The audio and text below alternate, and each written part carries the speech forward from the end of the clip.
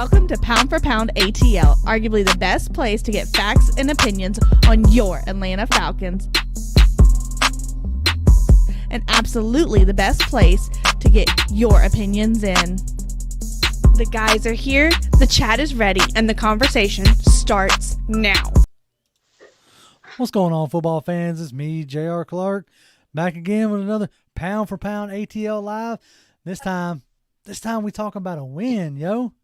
And against the Saints, too. Like, that makes it even sweeter.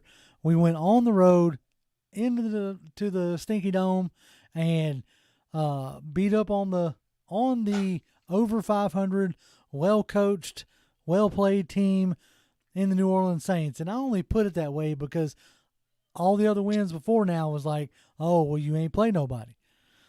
Okay, well, this is a team that just beat the Bucs, the defending Super Bowl champ Bucs, who have been playing very well.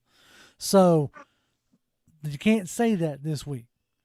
You can't put it on Trevor Siemian. Trevor Siemian outplayed, Tom Brady per se. Well, the defense outplayed Tom Brady, but again, you scored 27 on this defense. Yep. So I really want to hear, what are the excuses this week? What are the excuses that this fan base has this week? And I do say this fan base because I have yet to come across a fan base that quantifies the actions of the team the way this fan base does. But anyway, what's going on, gentlemen? How are y'all today? Man, I mean, you come off a Sunday with a win against your hated divisional rivals.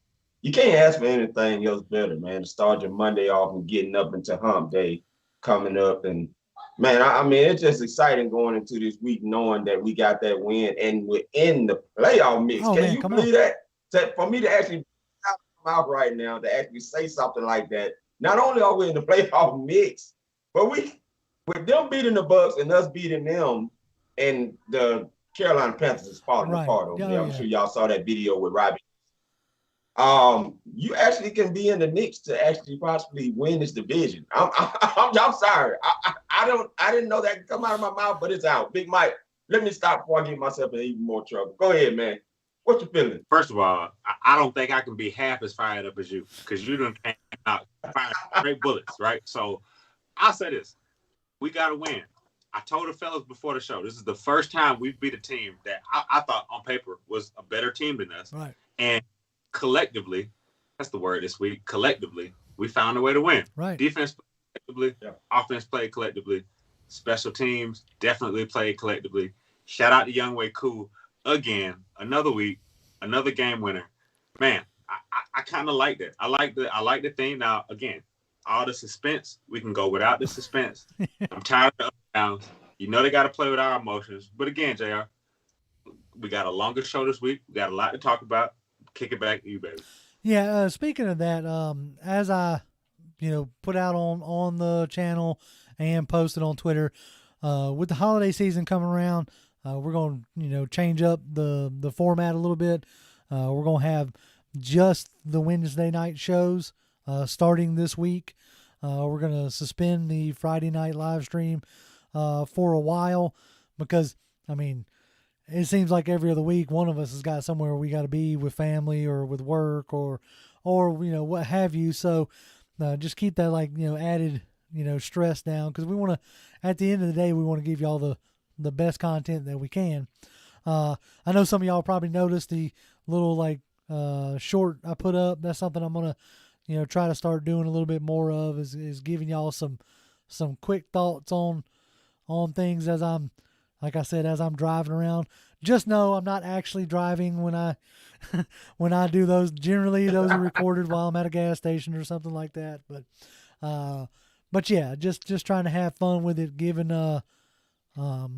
y'all some more and different types of content to look at. But anyway, that's housekeeping. That we'll set that to the side. But I will say this. I wonder, something I said to y'all, I wonder if they got a nice ice pack or something sitting on Matt Ryan's shoulders, because my God, it's got to be hurting him carrying this team the way he is. it's definitely got to be making the Matt Ryan haters cry up a little bit, tear up some. I see exactly. King 7, he says this is the one of the few times, according to King, as he has to give Matt Ryan his prompts. He says it hurts to say, King, at least you're big enough to admit it. Hey, JR, let's carry on top of that. Matt Ryan is playing as good as any quarterback in the NFL right now. Another ball. Yeah. Somebody in the comments, he is playing like his play is putting us to, like I said, we're on a fringe level. Like we go as Matt Ryan goes, right? Like, oh man, at the end of the day, it was something that I noted on the Friday stream, or maybe it was the Wednesday stream from last week, is that it's really like how this offensive line goes is how this team goes. Which, we'll get into the upcoming game and the worries that I have there, but we only gave up 2 sacks in this game, and they were on the same series. And it was in the fourth quarter as they were trying to make their comeback. And so, but all in all, the offensive line played well. They had a very nice bounce back game from the Carolina game, which is something that needed to happen. Because that Carolina game, it looked like we went all the way back to Philadelphia.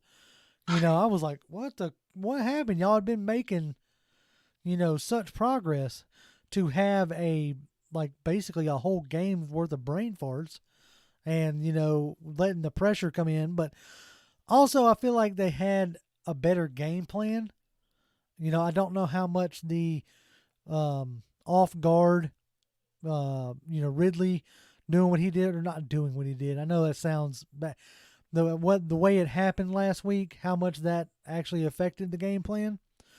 But one thing I did notice, and I don't know if y'all noticed it as well, we used a lot more 11 personnel than I was expecting in this game.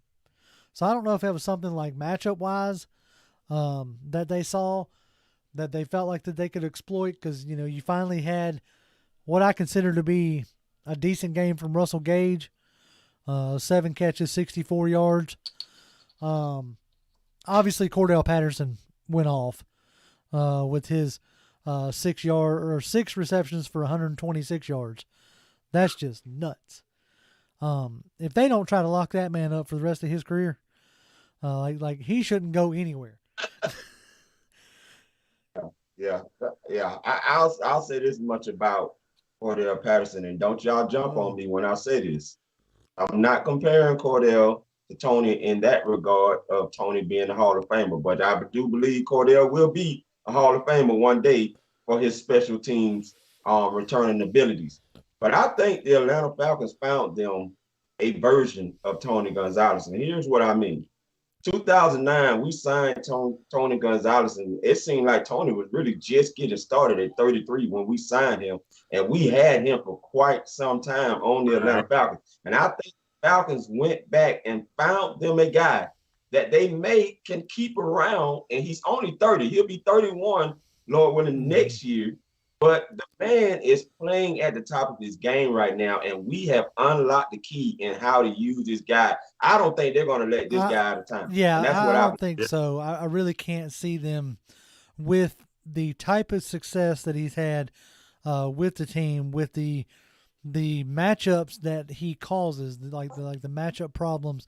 Like him on the field makes the defense declare what they're going to do, what their intent is, how they view him. And as we continue, and you saw it in that last play, you saw it in, Matt Ryan audible and checking out, because he knows what he has in Patterson. And so, he knows he had that they're declaring him in that play as a running back, basically. But, and so when he goes, screaming down the sideline, you ain't catching up with him. Right. And so like the last few games, you have really started to see, and I am not the only one that noticed it. I read an article today on Touchdown Wire or whatever. They also picked up on the note that something switched in the Giants game. which made me smile. Anytime you see somebody else like that you have no contact with, agreeing with like a point you have made, it's almost like confirmation. I don't know if y'all have that as well, but anyway. So that article writer also pointed out that something transpired in that Giants game, and from that point on, like we've seen like constant growth each week out of this offense, which has been, even though it hadn't always produced a win, like obviously Carolina last week was not a great example, but you have started to see that trust build, that confidence build between Matt Ryan and Arthur Smith, between Cordell Patterson, and even this week with Kyle Pitts. No, he didn't have no monster game, but he still had 62 yards and with some very crucial catches. Like I can only imagine had he caught that first pass, had he caught it, dude, you're talking about probably close to 100 yards receiving in the game. Again, right. So he's getting more comfortable. We ain't even begun to scratch the surface on Kyle Pitts and the matchup nightmares that Kyle Pitts presents between him and Cordell Patterson. It's like the little short video I put out. Like positionless football is here for the Atlanta Falcons, and it's not just on the offensive side of the ball. Like somebody mentioned it. Who was it? Somebody mentioned in chat that Pease is moving Grady around a lot. Right. And so like he's, they're trying to get him. It was Bubba Gump. That's who said it. He says Pease moving Grady around now too. Exactly.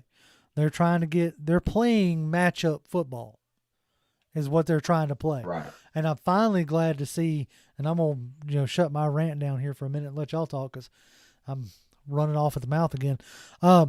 But I was glad to see them bring up and have an impact of Anthony Rush. Like he stood out to me. Like I think he was a big reason why, that run game was not as productive as it has been. So it's two things. One is a little bit futuristic, which I know we'll touch on later, but the player Anthony Rush definitely top of my mind because I definitely like his size. I like his familiarity with Dean Pease. Dean Pease definitely know how to use this guy. That might be the one piece we've been missing. I would say at least having a chance against the run. Because you look at it, every week we're giving up lots of yards to run, right? So against the Panthers, Amir Abdullah, Chuba Hubbard, they're running up on it. So I do like the fact that Anthony Rush is on this team, signed, probably playing for the rest of the year. I would, with Dante Fowler returning, because he returned to practice today, I do this defense could kick into gear with those guys because we're a better football team with Dante Fowler. We've been doing this without Dante Fowler. So, I mean, it's a lot of positives to take, from this game, but, a lot to look forward to against a team out of Texas this week, anyway. So, shout out to Grady Jarrett. Number one, this man is unselfish. He's sacrificing his own statistics in order to help the team win by being moved all over the place. If y'all remember, this is something similar Mike Nolan did with Jonathan Babineau. He would move Jonathan Babineau out to the ends. He would move Jonathan Babineau in the middle. And so Grady Jarrett is kind of sharing that position and being able to do those things such as Jonathan Babineau did for the Atlanta Falcons. The other person you got to give a shout out to, Marvin, because he pointed this out on Twitter, and I was going to wait till the show to talk about it. Something that Dean Pease said he was not much of a fan of, the traveling cornerback. He's been doing that with A.J. Terrell as of late, and it's been successful. A.J. Terrell had a huge day locking down anybody he was on and should have had a couple of interceptions in this game. Next time, I believe he will get them. The other person, we can't forget about Olamide, dude. Olamide, he made up. I mean, early on, he made some plays. He dropped some plays, some big plays, but he made up for that in this game. You can just see the confidence just oozing out of this team going in. That really showed when they went up into a roaring New Orleans Saints house to come away with that win 27-25, that was impressive. I'm almost at a point where I want all of our games to be on the road. Oh yeah, right. Because Yeah, definitely. Like we are definitely road warriors this year. I don't know what it is about the Benz, but Atlanta Stadium, not I don't know. It does something to the psyche. Maybe I don't know. I get nervous with home games. We shouldn't be. But hey, we went there to your point. Roaring environment. We sealed the deal. But like I said, while we're talking about just play the defense, I do think Deion Jones has really been critical too as well. I think that he's just been a nuisance. I think Dean Pease is really they've started to figure each other out. When you talk about the relationship with Matt Ryan and Arthur Smith, I think the relationship between Dean Pease and Deion Jones is starting to grow as well too. Just because I think the one thing about Debo is it just seems like some games he just doesn't show up at all. But I mean, I don't know if him having all of these tackles this year is a result of the defensive line play. They're getting pushed back and the linebackers having to make a lot of tackles. But I think, I don't know. I like what I've seen out of him the last couple of weeks too. So, it's good when your linebackers are playing. Oh yeah, too. No, it's definitely a thing. We're going to get in the chat here in just a minute, but Philip Bonner is nice enough to tip us $10, which we appreciate greatly. He says, I was happy to see the big boys on our defense holding back the run game. Perhaps we should do this. Perhaps we should do the same against the Cowboys for Zeke and company. I hope so. Like, I hope that what they saw there was indicative of something that they should do. Because I'm sitting there trying to pull up the Bucs game is not going to be a good indicator because they're not much of a run team. Well, no, hold on. Let me see. What is he? Yeah, I mean, because Alvin Kamara, had 61, and Mark Ingram had 27 in there. So, like we did as well as the Bucs as far as holding them, and we kept Kamara out of the end zone, which was a nice turn of events there. But as far as what you're talking about with Deion Jones, I mean, he had 6 tackles and 4 assists. So yes, I think he's starting to get comfortable with what is being asked of him. I think, we seem to not forget, but we don't put as much into like these coaches and players are still trying to really figure each other out as far as figure out what is being asked of, what are the strengths, what are the weaknesses.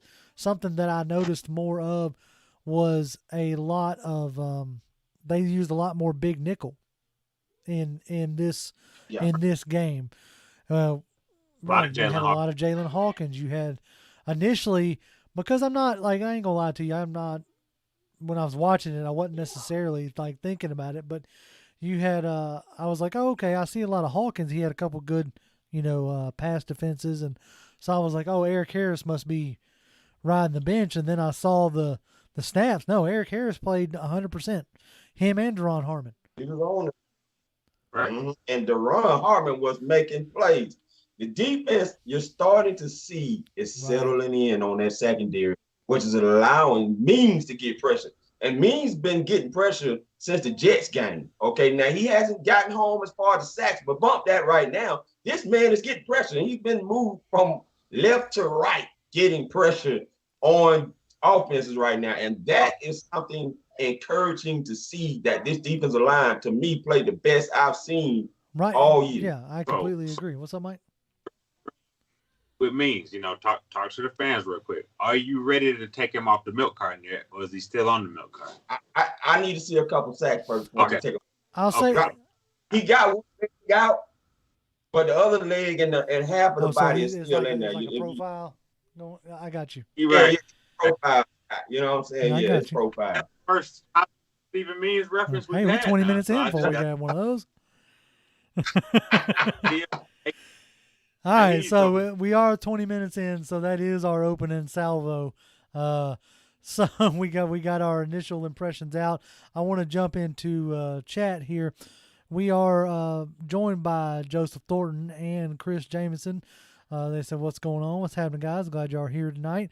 Your boy DZ says, "Just win." What's up, Pound for Pound fam? Hope my wife don't call me out again. Oh, that was you. Okay. Yeah, you better hope. Now, look, now you got to be nice to your wife. Now you live with her. You know, we just entertain you once a week. So gotta keep Mama happy there. Wound Carter's in the building. Says rise up, pound for pound family. Great win Sunday against the Aints. On to the Cowgirls, and congratulations for MR2 being named NFC Player of the Week. Exactly. That's that's something else we can bring up. Let's see. He also adds it up time to put the run game in effect. We got to find the run game first before we can put it into effect. That is still something that is like, as much as we enjoying the win, we've got to figure this run game out. Eric Dennis and Bubba Gump both says, what up? What's going on, gentlemen? Let's see. James Williams says, what's good pound for pound? And said, it's always a great week after beating the Aints. Going to be a tough one next weekend, but keep improving. Yes, it's not going to be easy, and we're going to get into that here in a little bit. Let's see. Kudat says, Bubba Gump says, Kudat. That's what he says. Kudat beat them Saints. That's right. I thought about going with Kudat on the thumbnail, but I decided to go with Matt Ryan instead. Let's see. Chris James says, I never wish an injury on anyone, but anyone else break into a half smile when Means went down. I did not break into a half smile. I ain't going that far because I can't, like I said, I can't be wishing, but I did think briefly to myself, and then I admonished myself afterwards. I was like, that might not be a bad thing. Then I was like, wait a minute, stop it. Don't do that. You know, that ain't how we supposed to be living. Anyway, Willie Doc, what's going on, Willie, man? He says, blessings to P4P family, and to the chat. Glad you're in here with us, Willie. Speed Falcon for Life is in here along with Millie Mills. Man, we got everybody in here tonight. This is great. James Williams says, Cordell Patterson needs a contract extension yesterday. He says, hell, I'll chip in a few dollars myself if I have to. I got 5 on it, you know. Matt Ryan looked well prepared for this one, sure. I'm loving the Ryan Smith-Ragone combo. They do seem like they're starting to really settle in, which is good to see. Yeah. Let's see. Keith Simmons says Pennell and Rush showed up. We talked on that. The Real says defensive line adding beef changes everything. It does change a lot, and I wonder if that's something that we will continue to see. Tony Lambert says, I really hope those 3 early losses to Philly, Washington, and Carolina don't come back to haunt Atlanta as they try to hold on to that 7 seed. Look, man, at this point, all you can do is just try to keep winning, you know? Right. You know, you keep winning and hopefully everything else will play itself out. But, yeah, I mean, I hope you're right. I hope it doesn't come back to bite. Okay, King 7. Boy, this had to hurt King to type this out. He says, yeah, definitely have to say Matt is doing well. Surprising me because without Red and Julio gone and half a decent O-line, I was like, damn, he's doing damn good. Yes, he is, King. And I am glad that you were able to admit that, you know, because, you know, some folks ain't. Some folks ain't willing to admit it. So I appreciate that. That shows real growth in you there. Okay. Oh, man. Tasman TV. What's up, fellas? How's it going? What's going on, Taz, man? I'm glad you're in here tonight, man. Let's see. Keep it rolling. We're going to keep on going. He says, let's see. Somebody was saying something about Davis. I think we can keep Davis, just not as a starter. I think he would be better when our own line gets better. I think that's one of the bigger problems. It's something I plan on like digging into maybe in the next few weeks is like, what is the deal with the run game? Like, where do you lay the blame at? Do you lay the blame at the feet of the running backs? Do you lay it at the feet of the O-line? Is it somewhere in the middle? Like, you know, because, yeah, it's tough right now. Like, man, that run game is rough, you know. So what are your any initial thoughts there? Well, like, what are your early thoughts on, like, are you, to me right now, I think it's more O-line play myself. Well, like I said, I mean, 34 rushing yards tells the story. Like, we won the game, but 34 rushing yards tells you the story. Because, I mean, I think for as much of a weapon Cordell Patterson is, sometimes in the running game, I mean, it just doesn't seem like whoever gets the ball is getting swallowed up, right? So, Mike Davis needs a running start to have a chance to be effective, just to have a shot at being effective, because he's not juking the first man. He's make the first guy miss. He's kind of barely able to run through people. All of the things we thought we were going to get with Mike Davis hadn't really come to fruition yet. So, the thing about Mike Davis is, I think you got to just get what you can out of Mike Davis. Off the top of your head, do anybody know Mike Davis? It was a 3-year contract, but I think it was one of those ones that you could get out of after a year or two. Okay. Let me see. You keep talking. I'm gonna see if I can pull it up on SpoTrack or something. Yeah, because when you look at a guy, I mean, he played well, but it might speak more to the Carolina Panthers offensive line. Like, he might have just been more productive with, I would say, the Panthers offensive line was, they probably had a better rushing attack than we did last year. I don't know that we didn't have to pull up all the stats or anything, but I mean, it just seems like a guy that is from Atlanta would be more motivated. Like, I don't think it's a motivation thing, because he's raring to go. motivated. This is your hometown team, but it's just not. I don't think it's just a good fit. All right, so according to SpoTrack, it was a 2-year, $5.5 million with 3 guaranteed. So basically, it's the way it's structured. It's a 1-year, $3 million contract. So we could cut contract wise, we could cut him at the end of the year and only incur $750,000 dead cap. So less than $1 million in dead cap, and we can move on from him. I think he was really hoping for more, out of him in a sense. Normally, a bad O-line is better at running than pass blocking. But it seems like I don't know if these either one, Cordell Patterson as well, is really built for like a stretch run. You need more like a Tevin Coleman, kind of guy, one cut and go, stretch it out and then cut up field. Mike Davis would probably benefit better from a man blocking scheme. But I mean, I could be wrong on that as far as, but Cordell Patterson seems to be more successful in those stretches or those tosses than Mike Davis. But if you can't run up in the middle, then it becomes predictable. You see what I'm saying? You see where we're at there? That's kind of like what has gotten me scratching my head on this, what I thought was going to be a better running attack. But it brings up the, there all the positive things that we're throwing on the feet of the coaches or whatever. We also need to bring up some of the head scratchers. Like, what's the point of signing Wayne Gallman? I don't understand. Like, you're going to sign him, give him a grand total of about 6 carries maybe, and then relegate him to the bench and bring up Quadre Olison and not use Olison. So I'm really confused. Yeah. I thought to myself, I'm like, pass protection's got to be the only reason why Mike Davis is still on the field at this point. Yeah, definitely. So, I mean, they're trying to figure out the run game. That's why you bring Quadre up, but they're not going to rush it out. If it don't look like it's working in practice, practice is everything. If it don't look like it's working in practice, it's clear that Arthur Smith they're not going to try that out there on game day. They have to see it executed in practice to build the confidence that it will work going into the game. They tried some different misdirections to scheme up the run game, but the Saints was prepared for that because they saw it when we did it to them in 2019, when we did that, when we schemed up some jet sweeps and stuff like that and motions in order to get the run game going. So the Saints clearly was not falling for that when we tried to do it against them on Sunday.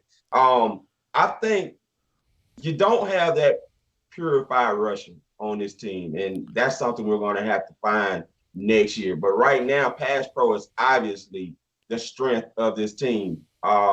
So, same thing in 2012. You think about 2012, we could hardly run the ball to save our lives. Matt Ryan had to throw the ball a lot too then, which was up Dirk Cutter's alley because all Dirk Cutter wanted to do was throw. And I think, too, let's just go ahead and admit it, guys.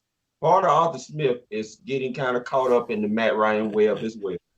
Because you see it, and when Matt Ryan making explosive plays like he's been doing, it's even more getting Arthur Smith caught up. And I'm gonna call this pass, and I know Matt is gonna get it out there because right now, it's working. And you can see, like, I know everybody, like, if you take a look at the stats of Matt Ryan right now to Ryan Tannehill, like, you can see, like, the decision making is much better down here, even with the 6 interceptions. Like, he is having a much better stretch with Matt Ryan throwing the ball, but because you're not asking Tannehill to throw it as many times as you're asking Ryan to throw it. So the more time you ask him to throw it, the better chances there are to have a mistake, obviously. Stu to Pepperhead. What's up, Stu? He said he tipped us $5. He says, we are winning the games we would have lost the last 2 years. I will agree with that. I will completely agree with that. That's somebody, I don't know who, maybe it's Arthur Smith, maybe it's Terry Fontenot, maybe it's Charles London or Landon, I can't remember the QB coach's name at this moment, or Dave Ragone. Somebody has re-injected Matt Ryan with ice in his veins. Because I am not kidding you, I thought the ice had melted. Like, I thought the ability was still there, but it didn't seem like the confidence necessarily the last few years was there.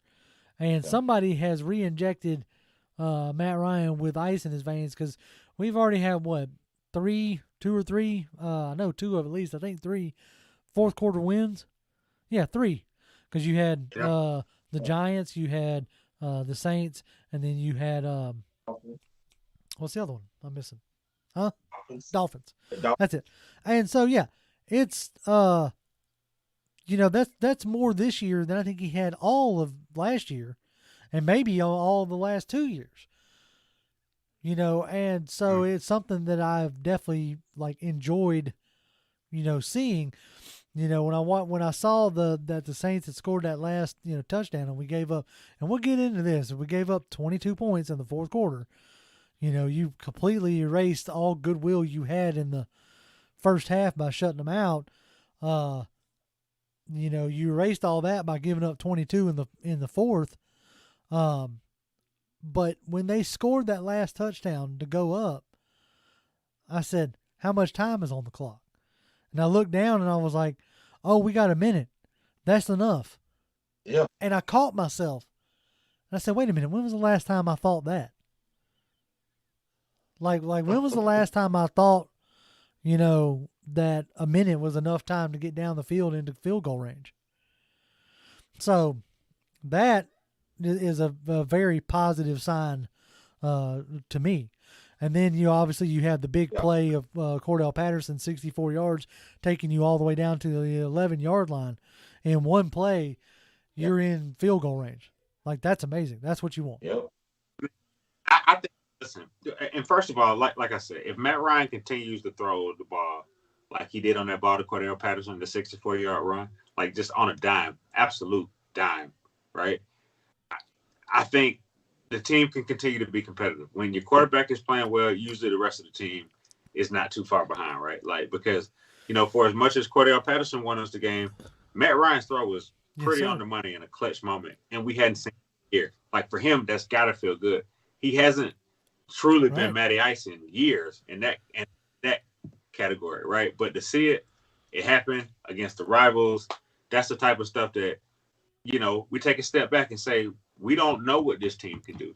This team is capable of doing pretty much what it wants, because it's actually starting to do something that we didn't do last year, which was make adjustments. By the time we had made adjustments last year, it was already too late. Yeah. We were already, down in the toilet, but we're actually making adjustments, and we actually have a chance to compete.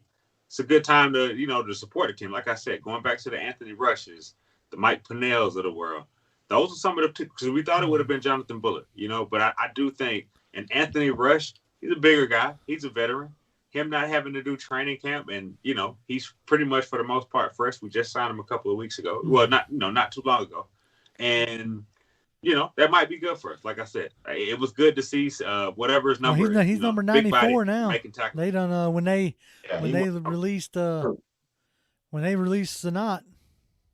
Oh, Yeah, they released tonight, and he snapped that number up real quick. So he went from 71 to 94. So when y'all were watching, next week, if he's active, keep that in mind. All right, back to chat. Willie Doc says Falcons started 1-3, but the last 4 games they are 3-1. What is Arthur Smith doing differently? I think it's just the confidence and the comfort level. Oh, that's been the biggest key in situational football. I mean, you saw that in this game. The Falcons suck at 2-point conversions on defense, right? But coming into this game, they stopped the Saints 2 huge times on 2-point conversions, where at the beginning, they were giving up 2-point conversions more than a little bit.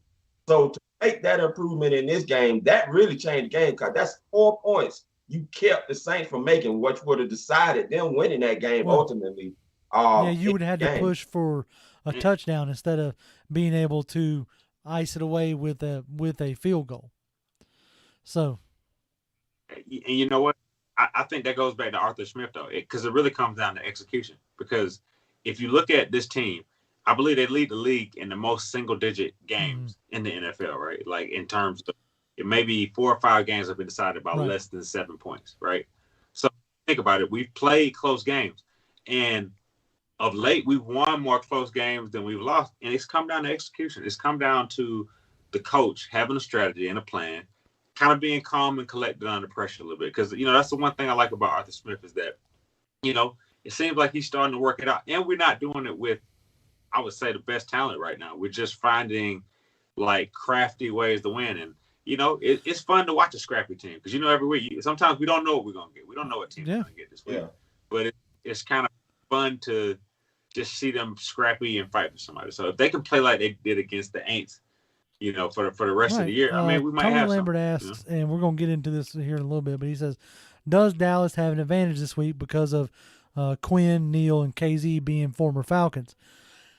Yes and no. Like, yes, as in they can, tip off, like KZ and Neal could tip off some tendencies of Foye and Dion to the offense or whatever. And then, Quinn obviously knows these guys quite well. So, he may know in a situation like Matt Ryan is going to have to break some tendencies. Well, but I'll put it to you like this. This week for Matt Ryan should be like practice, honestly, because you got Keanu Neal out there. You got Dan Quinn calling the strings defensively.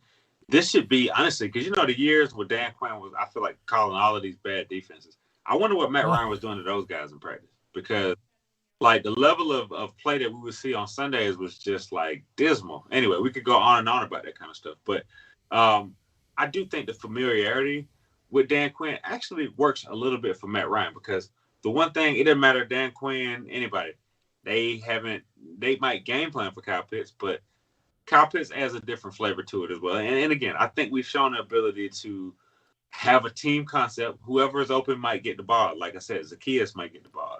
Gage might get the ball. Like, honestly, even without Ridley, everybody's playing a role. That's why I think that,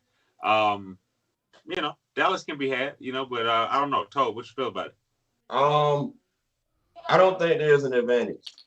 And I'm going to tell you why. We just played that defense when we played the Jets, right?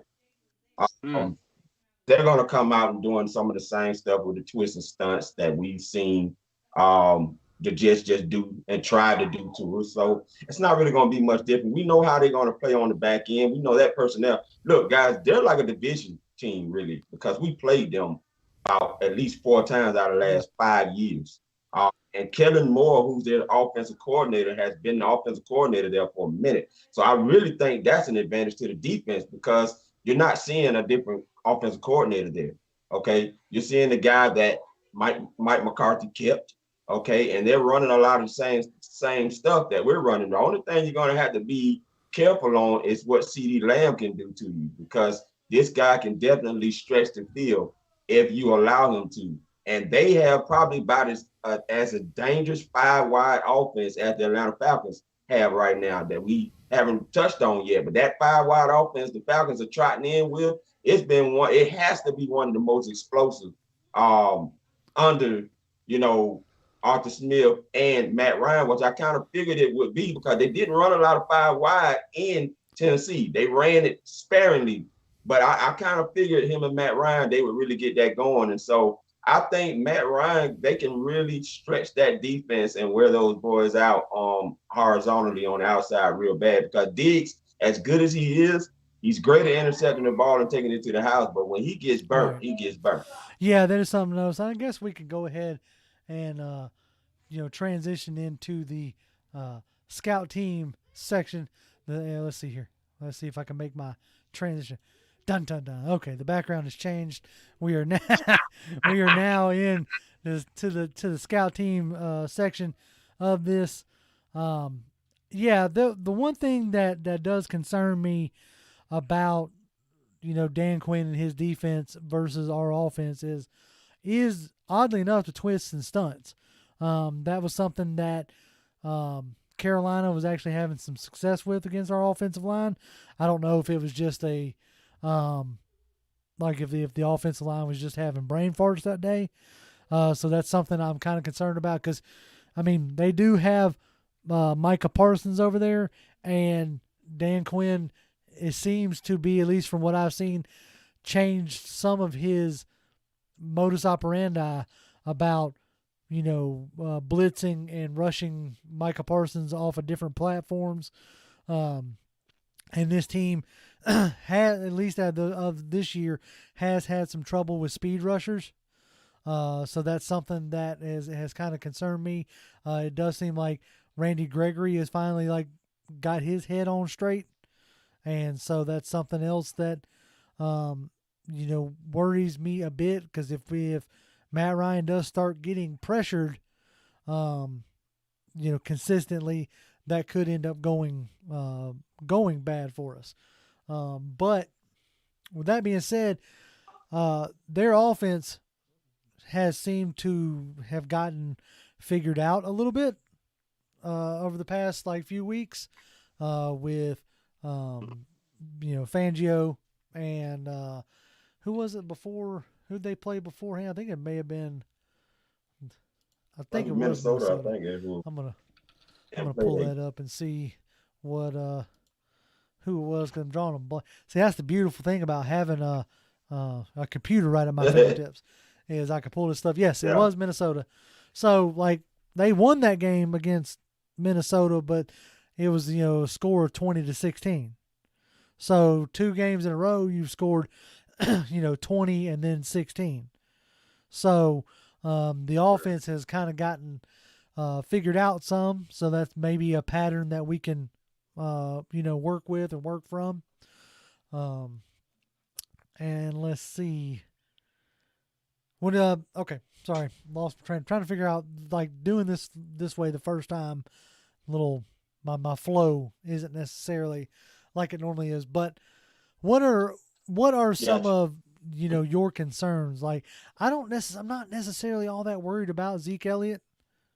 Oddly enough, he hasn't really seemed to be the same Zeke of old.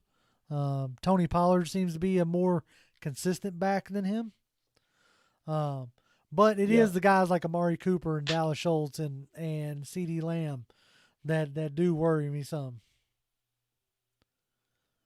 I'm a little concerned with the run game, because the Falcons haven't yet convinced me that they can stop it. Now, they slowed down Mark Ingram, who we didn't talk about a lot, and Alvin Kamara. Eventually, they slowed them boys down in that second half, which helped us to be able to win that game as well, because they were running rampant on us the first half of that game. And so when you got somebody like Tony Pollard and Zeke Elliott, even though he hasn't been as effective against the Falcons, who has given up yards before they even touch a running back, giving up an average of 4.1 yards per carry to running backs, that is a little concerning. And I see Zeke and Tony Pollard getting very itchy and hungry to come in this game and try to do some things.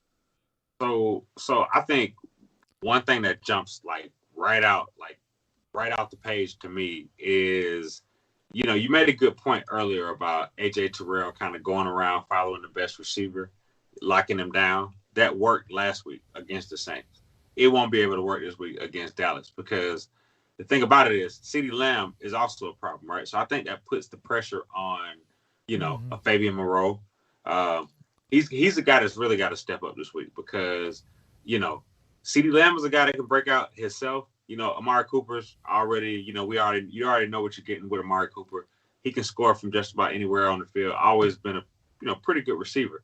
But I think we don't match up necessarily well. Like if you look at who we just added to, the active squad, Chris Williams, we're bringing him up. This lets me know that like we're kind of going to get any kind of secondary guy that has any kind of pass covering ability. He's going to see the field this week, So I would expect to see some, Chris Williamson playing the fifth receiver, or because I don't necessarily know if this favors Richie Grant though. Like, in terms of getting him on the field just to play against their best receivers, because I don't think that he's, at this stage in his career, his ability to play special teams is what's going to get him on the field. Like, but I do think you sneak a Chris Williamson out there, Avery Williams, like we're going to need those guys on those slots and on those insides to play well, definitely. You're no lie there. You have Chris Williamson, Avery Williamson, maybe even Jalen Hawkins. Like his coverage has been right. Fair sight better than it was last year. So yeah, I mean we're definitely going to need those guys to step up. And then it was somebody. Let's see here. Okay, it was Tony Wright that says, as I stated in the Carolina game, defensive end Marlon Davidson has been invisible for the second straight game. I'm slightly disappointed in him, and I say slightly right now because I know he can play better. I bring up that point because that's kind of what we're going to need. We're going to need a guy who hasn't necessarily stepped up yet, like a Marlon Davidson or, somebody like that to have a good game, because these teams know who Grady Jarrett is. Like you saw it in that one picture that was circulating around Twitter. He was being like doubled and almost looked like he was even being triple teamed there in the middle and still able to, bust through. So, right. These teams know who Grady Jarrett is. So we need somebody else to, step up. Floyd Donnelly says John Kaminsky. I don't think John Kaminsky even knows where the bus is anymore. Like, you know what I'm saying? Like, I'm not sure his key card even works anymore. This is not his year because, inactive once, twice. With all the games I guess we could touch on this. That's one. Like, it wouldn't surprise me one bit if the end of this week we see him cut too. Like everybody was shocked and surprised with JTM getting cut, and that did I was not happy about that, but it didn't surprise me because how inactive he had been. I got another one of those little truck thoughts coming out tomorrow. Speaking on this, but I'll give you a little preview now. Like we don't always know what's going on in practice with these guys. Toby, you kind of alluded to it earlier. That's where it starts is practice. And if you're messing up your assignments there, they're not going to trust you on the field. Like there's reasons why, unbeknownst to us, JTM was inactive. Like everybody's like, oh, well, he's leading the team in sacks and leading the team in pressures. Okay, don't you think the coaches know that too? I mean, so if they're counting this guy inactive and he's doing all this, leading the team, that means there's got to be a reason. Yeah. So whether it's just not really feeling like they know where to put him, which, Dean Pease kind of alluded to in that one press conference a couple weeks back when they were asking about Steven Means versus, JTM. I feel like it was probably a veteran thing, but that's just me taking a guess at it. I don't even know,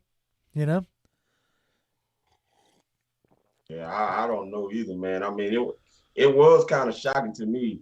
And I hadn't even looked at Twitter yet, Big Mike. You had texted out, and I was like, wait, let me go back on here and see what's going on, guys. What is Mike talking about right now? So I go on there and JTM is cut.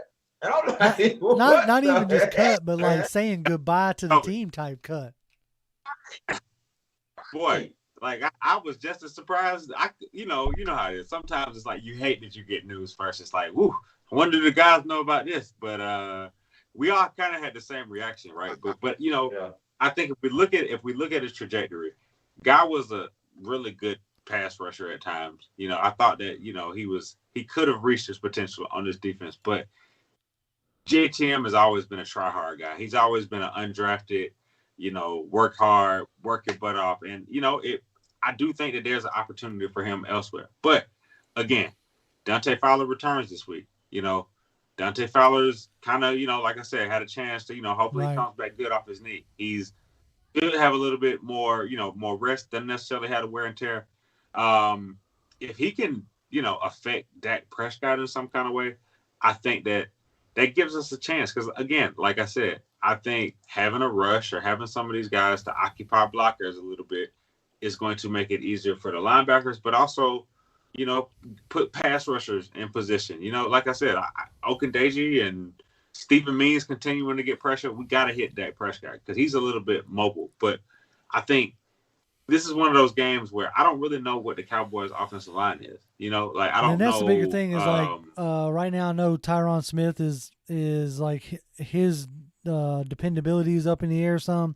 I know they were talking about like seeing how much pain he could handle. So that doesn't sound like a good idea. Right. You know, I know they got like kicker issues as far as Greg Zuerlein. You know, Zuerlein's out. Now look, Millie Mills has got a great idea. He said, just give me Adrian Claiborne for one game. Hey, we could sign him to a one-day contract. Let that man come in and get 6 sacks against whoever the backup is. Go. Hey, check this out. Have y'all noticed that every time we play the Dallas Cowboys in the last 4 or 5 years, guess who's been missing out of them games? Mm-hmm. Tyron Smith. Tyron Smith has yet to start at the left tackle against the Atlanta Falcons. If he is out this week in this game, he will miss another game against the I'll say Atlanta. this. If I'm a coach right now, like, if it's a question mark, this is a team you send him against, right? Like it's not like we've been, you know, on the defensive side of the ball. It's not like we've been lighting anybody up. So you might feel good about having a backup left tackle in there. You know, so maybe he misses another game, which would be nice to see. Floyd Donnelly says Michael Walker at defensive end. Michael Walker is a guy who I've been thinking like quite a bit about, and the way I feel like they just have to absolutely just see him as a linebacker. Yeah, because they have to. I mean, and with as good a play as you're getting out of Foye and Dion, and with as much nickel as you play, there just ain't no room for him. And which sucks because I do feel like he might give you something off the edge, but when you got, and I can see it in their mind, when you got Ogundeji, Dante Fowler, Brandon Copeland, James Vaunters, and Stephen Means, you pretty much ain't got no room there either. There's no room. So anyway, it'd be interesting to see like how that transpires. False Start Falcon brought up a point that I was trying to bring up on Twitter. That's talking about JTM. It says new coach, new staff, new players. It happens exactly like with the JTM stuff. Like you're talking about, if I'm not mistaken, he was an undrafted free agent, and that we signed in 2018, worked his way up, and like that he already had a tall hill to climb anyway. And so with that being said, like you add a new coaching staff, potentially learning a new position, even if us, Twitter coaches and Twitter GMs, feel like he was a perfect fit for this scheme. If the coaches didn't feel that way, then that's all that matters. Yeah. Yeah, I'll tell you, man. I mean, it looks like Anthony Rush and Mike Pennell is biting into Tyler Which Davis. is good. They need to be. Somebody suggested in the chat that we relocate Tyler Davidson to the bench. That we can. I meant to read that comment because it made me chuckle over here. Let's see if I can find it real quick. I don't see. I mean, Tasman did say Anthony Rush is built like Vince Wilfork. I don't know if he's that big, but he is a big fella, and he Big definitely Big boy. was eating up the middle of that offensive line, which was like, Oh, and it's absolutely. something that you need if you're going to be running this more of 3-4 looks, And so it'd be interesting to see like if they keep this going, which I don't see any reason why you wouldn't. I know Jonathan Bullard's working his way back from a concussion, so I don't know if he's going to be available this week or not. But I would like to see them continue to use Pennell and especially Rush. Like Rush really stood out to me. He did. He did. Like when he was in there, I was like, "Holy Pete, this guy's, he's really collapsing that pocket." I would like to see Rush in there with Fowler. Yeah, and to your point, he adds an element that I haven't necessarily seen on his defense outside of Grady Jarrett on the defensive line, and it's fierce. Like he grabs the guy and like I thought I saw a slam to the ground almost, not like a pickup slam, boom, but just boom. like a boom. All right, then I'm like, I see you. okay, like we that's a Kickstarter, right? We need a Kickstarter on this defensive line. So I'm not sure we'll see that every game, but I think if he is big enough to occupy blockers. He's got to be our biggest defensive lineman, though, right? His information. What's his? If he comes on strong, there's a lot you can do with your pass rush. Boy, and he like 320, something like that, 330, and keep this in mind as I'm looking at all that. He is only 25 years old. You know what I'm saying? So he's not he's not a washed up player. Let's see, he's 6'5", 350. That's a big man. That's a big man.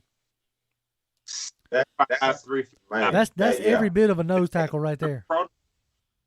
And he played like a Sunday. And now I'm gonna tell you something. And for the linebackers, that's the type of stuff you want to see, and that's what you want in front of you. If I'm Deion Jones, I'm like 350 pounds, and I'm 225. Oh, you keeping me clean, Linebacker, come on, man. Yeah, absolutely. And we saw it this week, and I think that was the difference. Because let's be honest, when we first watched a little bit, we watched a little bit of the Saints game, they couldn't stop the run early. It was like, all right, what are we doing here? But the more Anthony Rush, the more, like you said, 27 yards. Mark Ingram started off on fire. It looked like Mark Ingram of old. Alvin Kamara, he's going to do what he wants. Things just started to slow down a little bit as the day went on. And I think they had to do a lot to do with Anthony Rush. I might have my new favorite guy I'm rooting for because 6'5", 350, man, that's good. That's easy to get by. Now, Jay Strong over here talking about look how Dallas looked against Denver. We can definitely win this game. We just can't make any mistakes. Matt Ryan has to bring his A game. That's like, you bring up a point there, Jay, that I want to bring up. It's like I long for the days where this team can win without Matt Ryan's A game. Like what I mean by that is like, I long for the days that this team can win with Matt Ryan's like B+ game. Like I want another aspect of this team to be able to step up, whether it's the defense being able to actually shut out a game, whether it's the run game, taking some of the pressure off. Like I long for those days. Project C2W Warrior says Falcons have 4 wins. Anything more from this season is an improvement already from our new coaching staff with a weaker roster than we had last year, in my opinion. What do you think? That's a wonderful point that you have there, Project. Like, if we win anything else, we've already totaled our wins from last season. And so anything past this, you have an arguably worse roster. And this shows you, offensively, like, the fact that we are able to compete the way we're competing is insane. If you'd have told me sometime about draft time that we wouldn't have Julio Jones, wouldn't have Calvin Ridley, and Yep. Cordell Patterson would be leading our offense, I'd have laughed at you. I would have told Yep. you to get out of my chat or get out of my stream or whatever, because that's insane. You know? Right. But that speaks to Yeah. the job that this coaching staff has done. And that is truly been impressive. Now, I can't wait for them to get the run game going. I keep harping on that because I don't know how long, Matt Ryan can keep up this type of play, week in and week out. Right. That's kind of concerning. Same thing with Cordell Patterson, right? Like, I keep waiting for him to, like, kind of go off a cliff a little bit. But that just could be because nobody's figured out how to use them, and we finally have. Yeah. So, I don't know there. Let's see. ATL Brave says, so true. Matt has perfect games with 350 yards, 4 touchdowns, and still loses. There are very few teams that rely so much on their QB to win a game. That's the deal there. That's something that I would hope for, like I said, eventually being able to not have to rely on a perfect game. Tony Wright has a question from Mike. He says, do you believe that the coaches have given up on Kendall Sheffield because he only plays on special teams and is wasting away on the sidelines?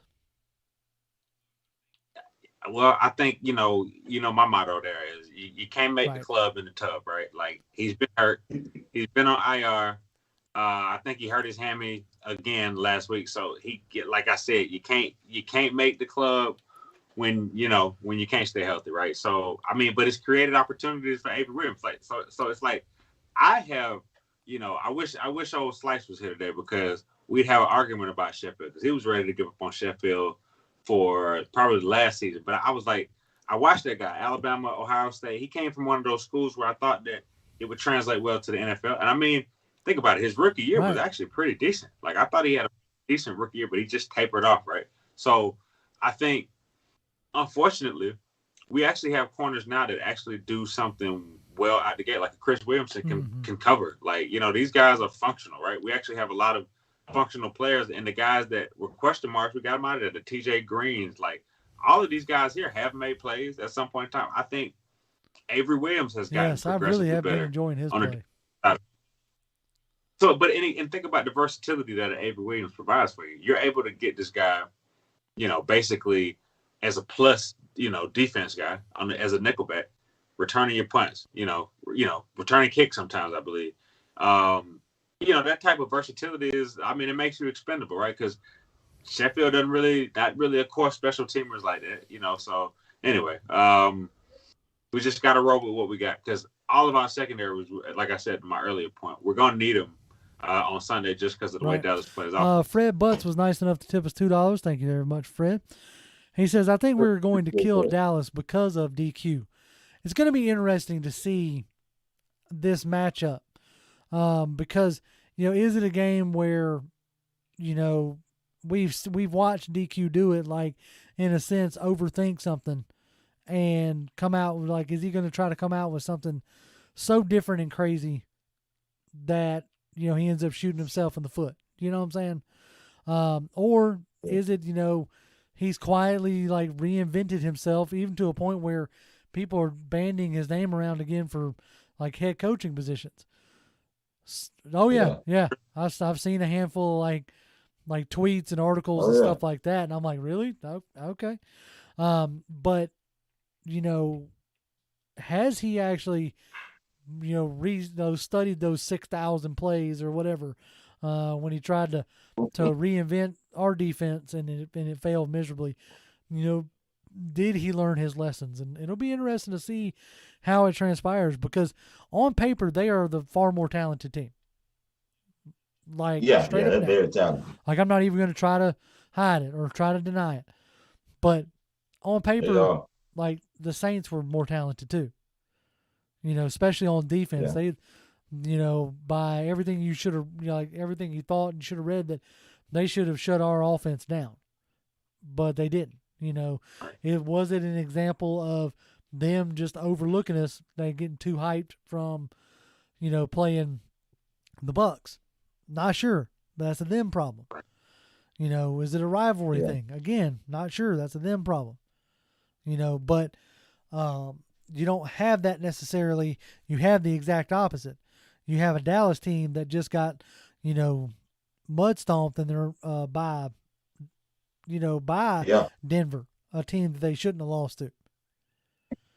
And if you look at the part that gets me is like, if you look at their, like the splits, they shouldn't have really lost that game like they did. Because like if you go and look at it right here, total yards. Let's see, total yards. Denver had more yardage. No, yeah, they just had a bad offensive game. I'm looking at it like now, like he had 14 first downs to Denver's 23 first downs. Their third down efficiency was 5 of 13. Denver had the ball. Denver was able to run on them. And that's what like concerns me, because you're talking about the guy that we wanted, the guy that we could have had in the second round, Javonte Williams, 17 carries for 111 yards. So Melvin Gordon, 21 carries for 80 yards. So that's you hope that you can play up on a over-aggressive Dan Quinn defense. And so that's what you're kind of hoping on if you're Atlanta. Like, that Dan Quinn coaches a very aggressive defense. Like, how many years did we watch us not be able to stop a screenplay? Maybe that's something that we can exploit. All right, I'm going to jump back in the chat here for a minute as we continue on with our talks on the Saints game and, the Dallas game coming up. Our good buddy Nick says, Patterson said we got to stop giving our fans heart attacks. Yeah, I think they're going to stop giving themselves heart attacks too. Definitely. Tabig says, I think Atlanta should give Bradley Anae a shot. He was pretty good in Dallas. I'm surprised he's still out there. To be completely honest, Yeah. I thought he was picked up.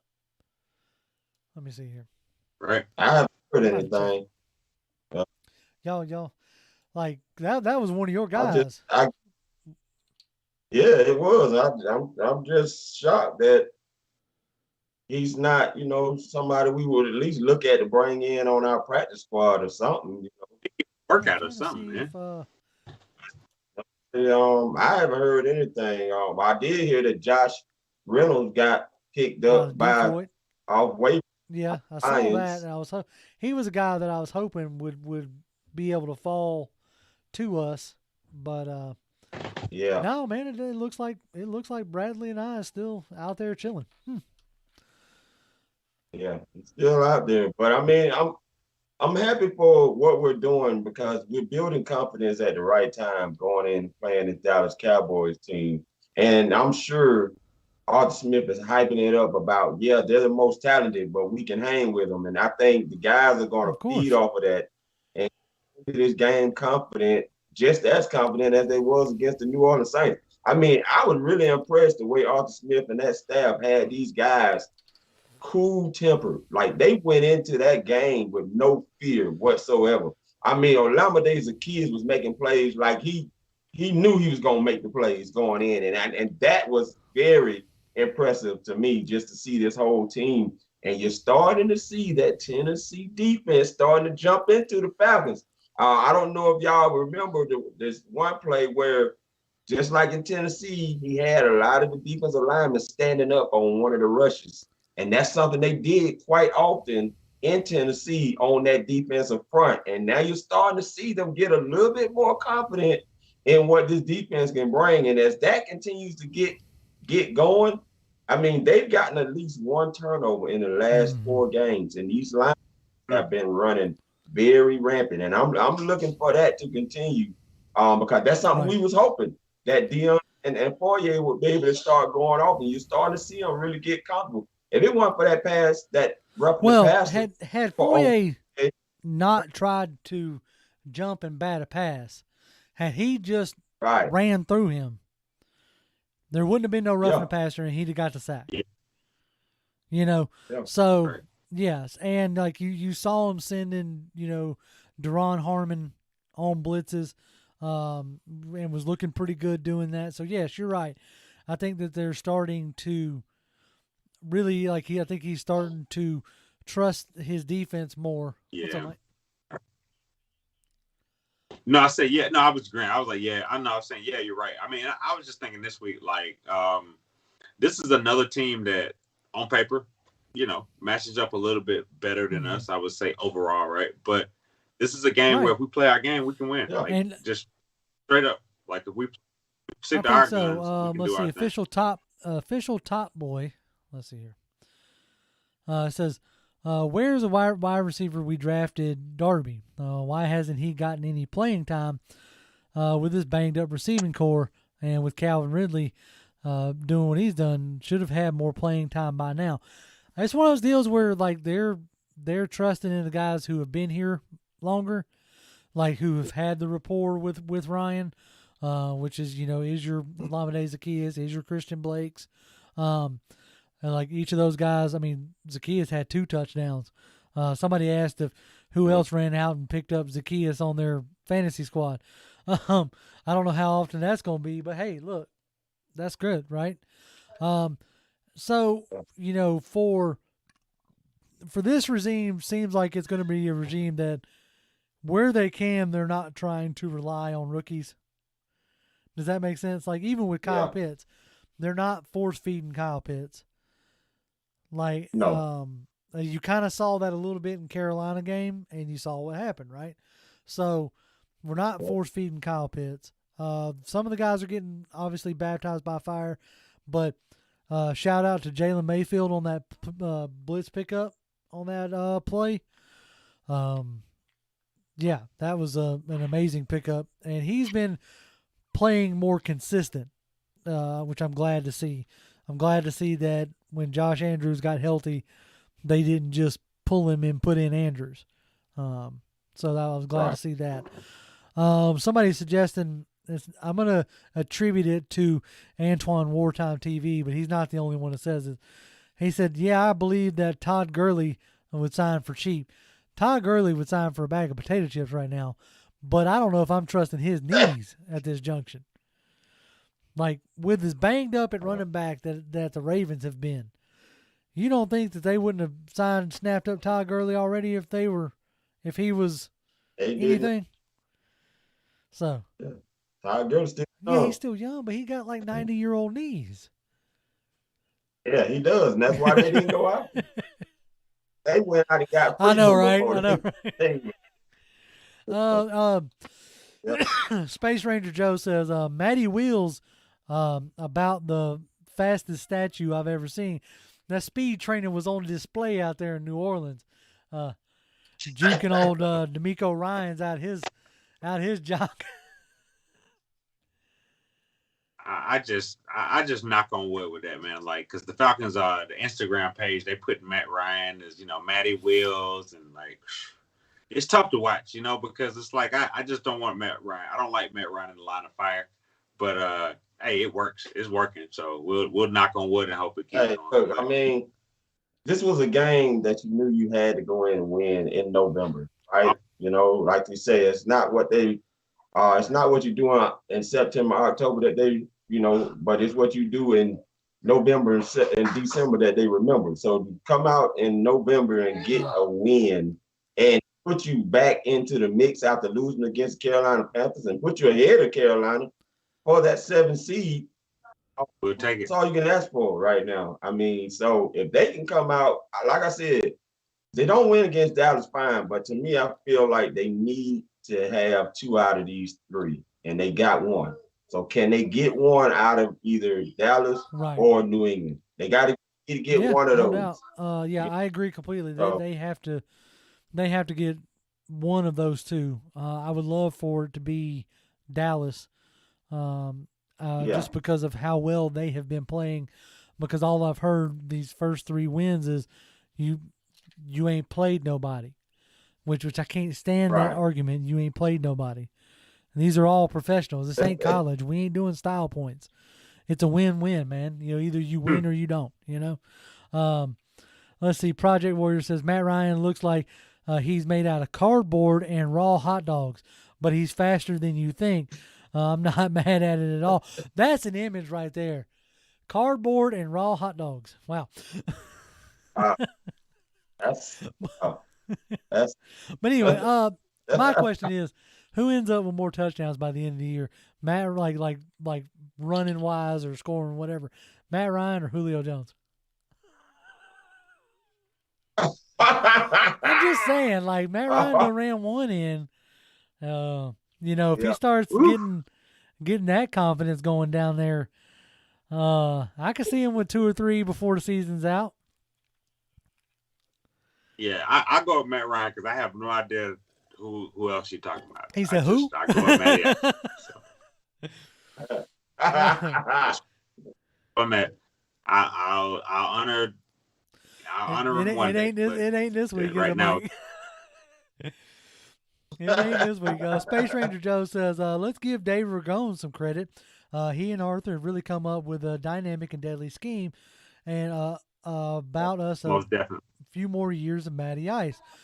Yeah, no, like I definitely am liking what they're doing. As I've said before, I'm really interested to see what it all really looks like at the end of the season, and it all shakes out. Right. Because, but yeah, because it's, I'm liking this offense. I'm liking what I'm seeing. The only thing that's missing at this junction is the run game. Yeah, and if they can get that going, whether it's with, Caleb Huntley also came off of practice squad IR and back to just practice squad. So, if they can get something going with this run game, that would be awesome to me. Let's see. Tony Wright says Julio Jones is about to crank it up now that he is getting healthy. We'll see. I mean, honestly, I make jokes only because it's funny. He's on a contender right now for sure. And ultimately, at the end of the day, I know he didn't necessarily pick his destination, but that's what he hoped to end up with now. Their defense has showed up big, so for him, hopefully, how ironic would it be if all of it falls out to Tennessee and the Falcons at the end of the year? That would be. I mean, hilarious. I know that's far flung, That would be hilarious. And I thought about that in my mind. It was a quick thought. Like you can't entertain that one for long right now. But that would be hilarious. Mike said I ain't even gonna comment. Y'all can have that. I ain't even gonna comment on it. Oh man, like I said, it started with me when I think in the preseason, I think he was hurt then in the preseason. He didn't even bother to come back to Atlanta for a preseason game. Dr. Ganja 99 anyway, said Julio would destroy us. Yes, he probably would. He would probably just eat it alive at that junction. Exactly. Oh man. Exactly. Tasman says Matt Ryan is the most disrespected QB in the league. League and in the game. Madden still hasn't given Matt Ryan an upgrade yet. I don't know much about Madden. I tried to play it and I'm not very good at it, so I'll stick to other types of video games. But I do agree with.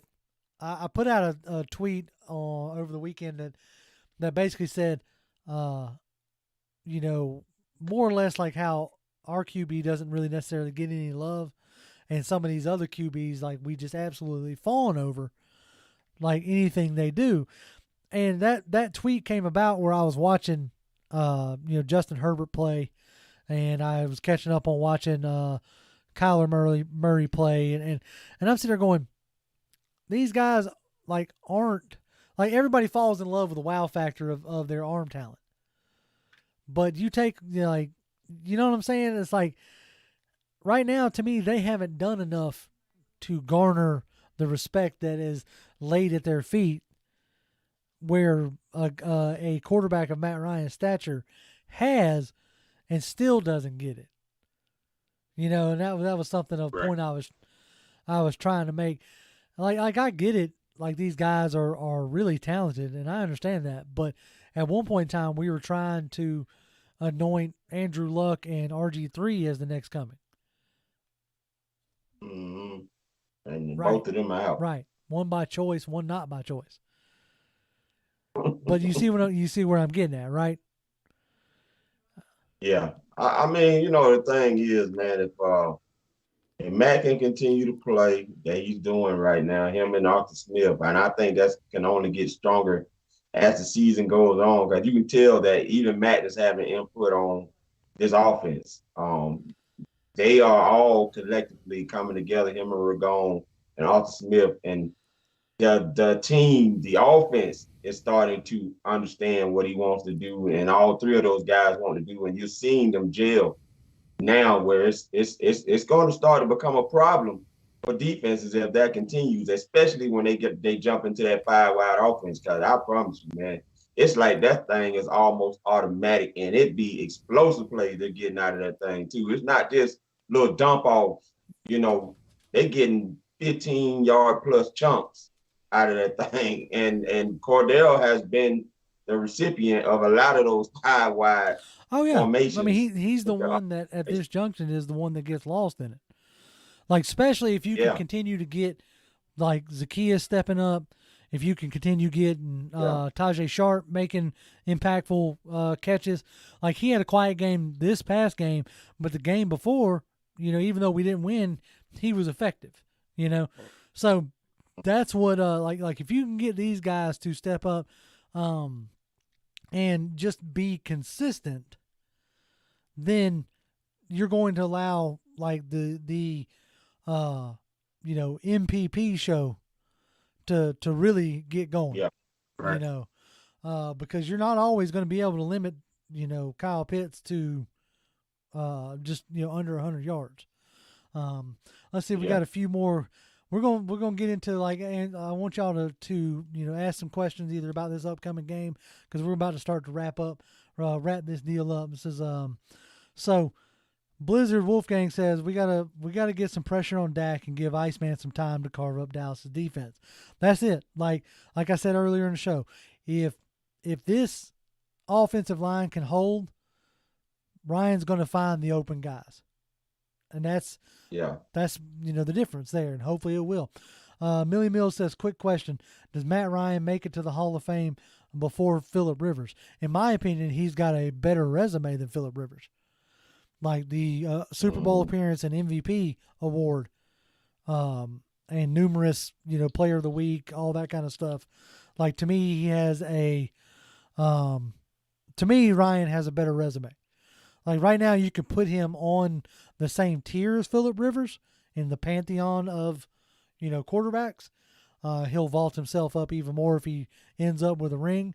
But to me, he has, he's the one tier down below guys like Rodgers, Brady, and Breeze, right? So like if he keeps going the way he is, he'll definitely get in there. Let's see. Fred Bus says, JR, do you think Matt Ryan gets re-signed? Yes, I do. Even if he isn't playing for another 5 years, I think you're going to see another 5-6 year contract just because they've got to spread that money around. Yeah, and I think this is the year where you're starting to see him definitely earn that. If his play continues throughout this season, he's definitely, to me, going to buy himself into another contract for the Atlanta Falcons, which would be great for Terry Fontenot and Arthur Smith, because that's really their plan. I hate to say it, and I know fans probably don't want to hear that, but if Matt Ryan continues to play well, which is boding well for them right now, that is their plan, to buy time to build this team up. And when they do go out there, he'll be ready to jump in and take over when Matt Ryan hangs it up. I think like an ideal situation is you sign Matt Ryan to another 4-year deal, right?